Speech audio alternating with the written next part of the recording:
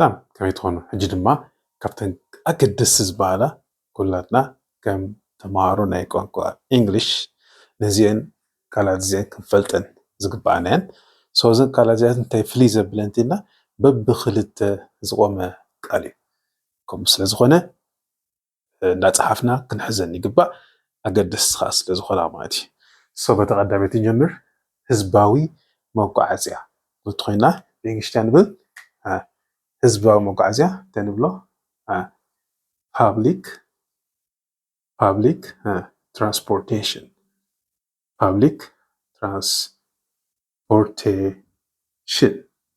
okay ስለዚህ public transportation እንትኸይና ህዝባዊ መጓዓዝያ very good ካልአይቲ ውዒ ዜና ሰበር ዜና ተንብሎ breaking news very good ተንብሎ breaking news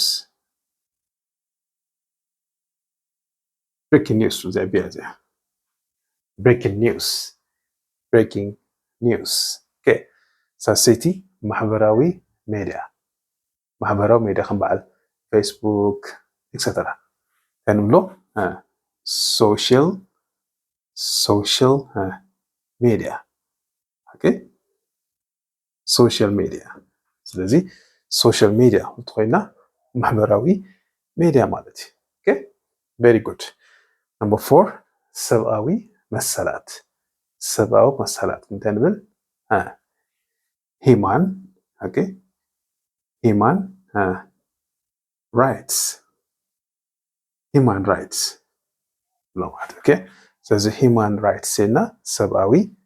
መሰላትና ንዛረብ ማለት very good አምሸቲ ቁጠባዊ ዕብየት እንተንብል economic growth very good then economic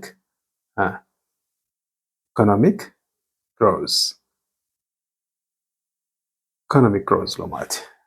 ቁጠባዊ ዕብየት good እዚ ዕብየት ግሮዚ ቁጠባውኻ economic ማለት ያ then 6 ባህርያዊ ዕንወት ባህርያዊ ሓደጋ ወይ ዕንወት ዝተንብሎ ዝብሓዊ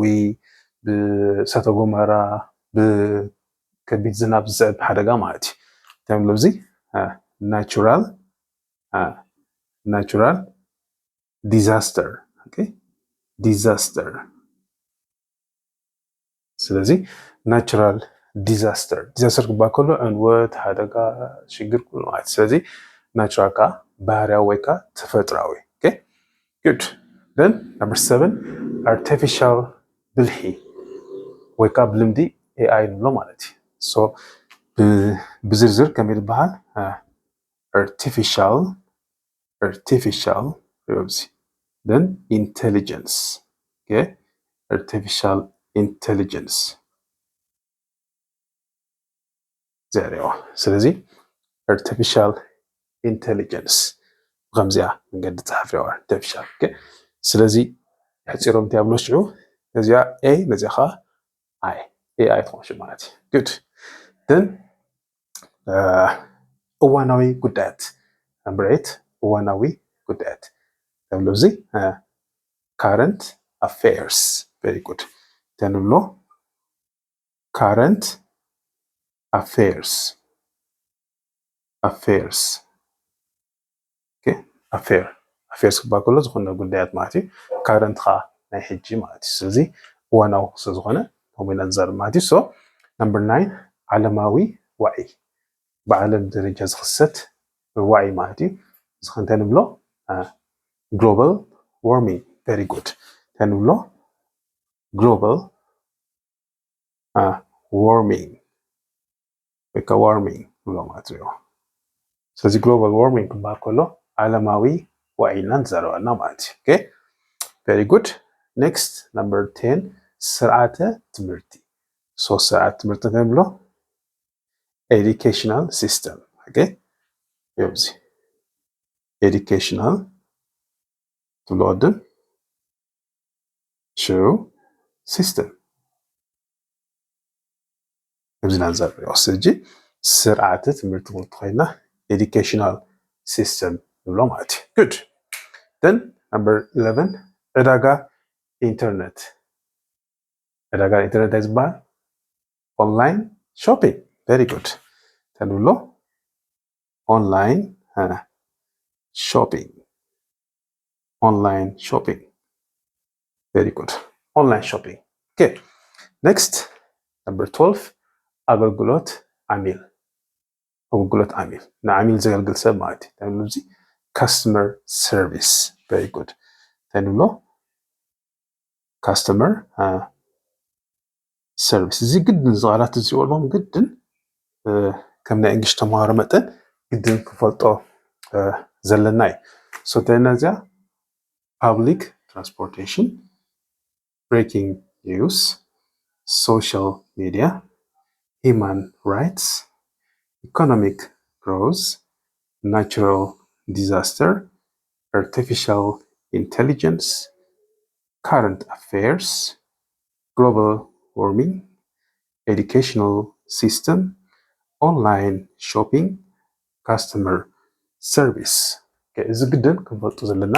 ቃላት ንቕፅላቲ ዛተ መፂና ድማ እንተለሪዋ ፖለቲካዊ ሰልፊ እንታይ ብሎ ፖለቲካዊ ሰልፊ ተነተበ political party very good ተመዛሪዋ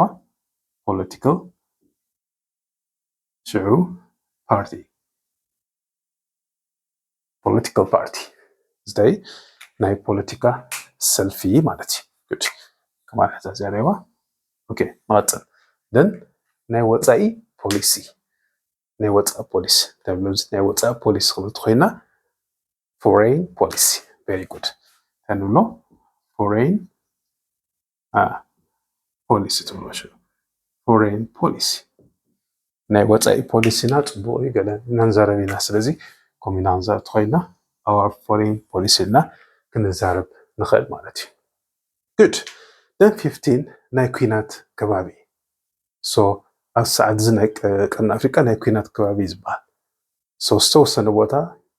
ከፊልካ እውን ክትዛረቦ ትኽእል እዚ ቦታ እዚ ናይ ኩናት ዞኒ ወይ ከዓ ከባቢ ብሎ ብእንግሊዝኛ ይበሃል war zone okay ተንብሎ war zone እማ ከምዛ ገና እንጥቀመላ ብዘረባ ስለዚ war zone ክበሃል ከሎ እዚ ናይ ኩናት ዞኒ ወይ ከዓ ናይ ኩናት ከባቢ ኩናት ዝካየደሉ ቦታ ማለት እዩ okay so በከምዚያ ንሕዛ ማለት እዩ good then ዕቤት ናይ ብዝሒ ህዝቢ ዕቤት ብዝሒ ህዝቢ እንታይ ብሎ እዚ population grows very good ተንብሎ population grows ስለዚ population ክበሃል ከሎ ብዝሒ ህዝቢ then ዕቤት ከዓ grows ስለዚ population grows ኢልና ንዛረብ ማለት እዩ good number 17 ቀረብ ማይ ተንብሎ very good መጀመርታ water ንብል ታሕራይ supply very good ስለዚ supply ኩሉ ግዜ ቀረብ ማለት supply ስለዚ ናይ ማይ ቀረብ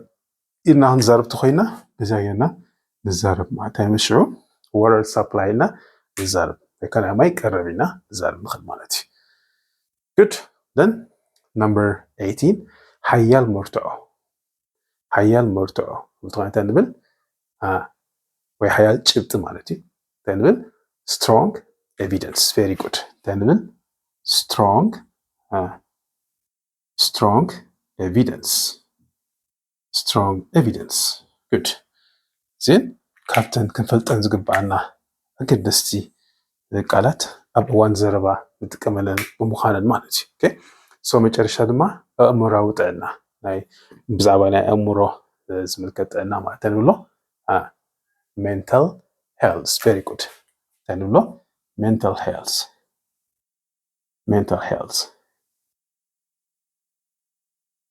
ኣብ ዓድና እኳ ነዛ ሜንታል ንጥቀመላ ምሽ ምንታይ ንጥቀመላ ወላ ዘና ቤት ንስቲ ግጥማ ተንድላ ወይ እዛ ሰላ ሜንታል እንዲያ ይብሉ ሜንታል ማለት ሕመምቲ ማለት እዩ ኣእምሮ ሕማም ዘለዎ ማለት ፅልልቲ ማለት خلاص ሰረባ ሶ ጋውን እሺ ተወሲድሎ ማለት እዩ ዝኾነ ሜንታል ሄልስካ ብከምዚ ገባብ ከነፅንዖ ወይ ክንዛረበሉ ንኽእል ማለት እዩ ሶ ሜንታል ፕሮብለም ኢና ንዛረብ ንኽእል ሶ ብዝኾነ እዞም ቃላት እዚኣቶም ረይዎም ቆሙ ከለዉ ብሓደ ጥራይ ኮኑ ቆይሞም ብክልተ ዝቆሙ ኮይኖም ኣዝዩ ትርጉም ዘለዎም ቃላት እዮም ኣብ ዘረባ ንጥቀመሎም ኢና ማለት እዩ እንጂ ብሓባር ክንዛረበሎም ንኽእል ሶሻል ሚድያ